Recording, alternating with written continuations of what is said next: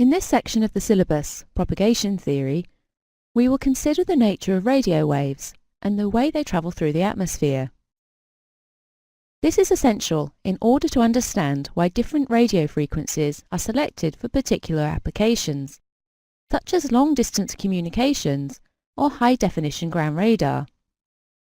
We also consider how radio waves are transmitted and received, and how information is added to basic radio waves. Let's start by putting radio waves into the context of other waves. Here we see that radio waves form a small part of a wide spectrum of waves, known as electromagnetic radiation, some of which are visible as light. The various types of wave differ in wavelength, frequency, and energy. Long waves, generated by an electric output through a radio antenna, have a low frequency, whereas ultraviolet radiation waves from the sun have a very high frequency. The frequency of the wave is proportional to the magnitude of the particle's energy. So, very short waves, such as X-ray waves, have a very high frequency and contain an enormous amount of energy. It is this energy that enables them to penetrate and even harm human tissue. Whereas the long wave, with a low frequency, requires comparatively little energy for its transmission and is harmless. Waves within the spectrum have similar characteristics, such as the speed at which they travel, namely 162,000 nautical miles or 300 million meters per second. This is known as the speed of light, but in fact, this is the speed of all forms of electromagnetic radiation. Electromagnetic radiation does not require a material medium and can travel through a vacuum. That is why this form of energy can travel to Earth from the Sun and from outer space. How then are electromagnetic waves created? Where electric charges move, they give rise to a magnetic field, perpendicular to the flow of the current. In the case of direct current, the electrons move continuously in the same direction, and the magnetic field also moves in that direction. However, if the motion of the current is changing, as with alternating current, then the magnetic field oscillates, and in turn it produces an electric field, perpendicular to the magnetic field. This electric field also oscillates.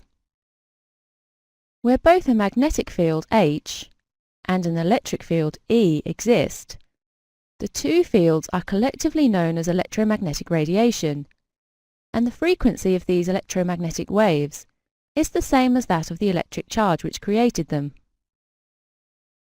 If an alternating current at low frequency is passed through any wire, such as an aerial, also called an antenna, the magnetic field will move one way in a wave and then reverse and collapse with the current.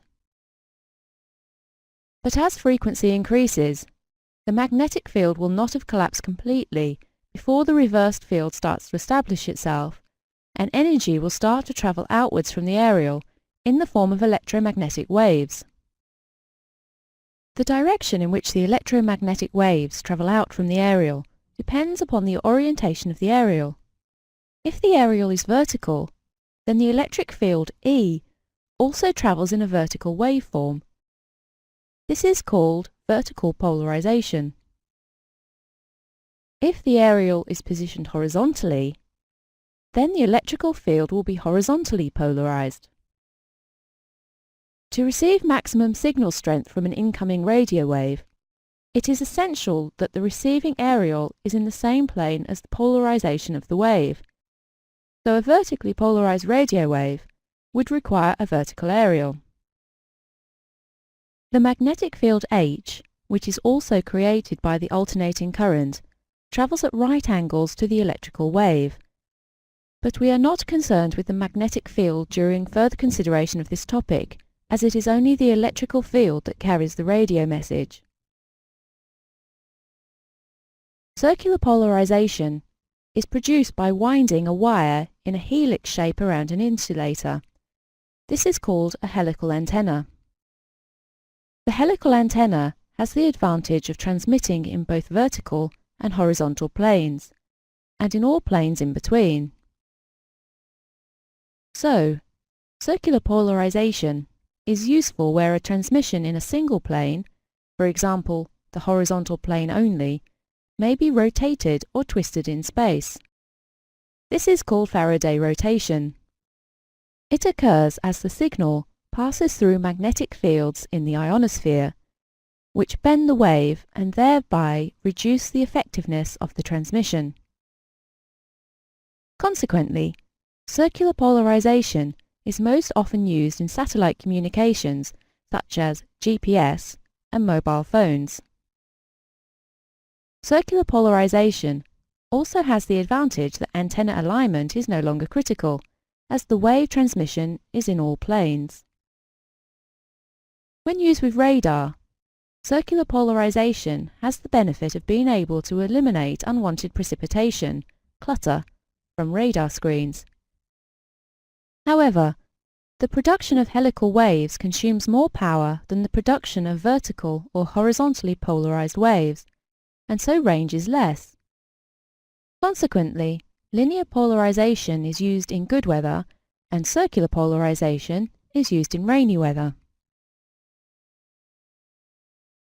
This concludes our lesson on electromagnetic waves, from which we have learned how radio waves form a small part of the wide electromagnetic spectrum and how radio waves are generated by the use of alternating current through an aerial.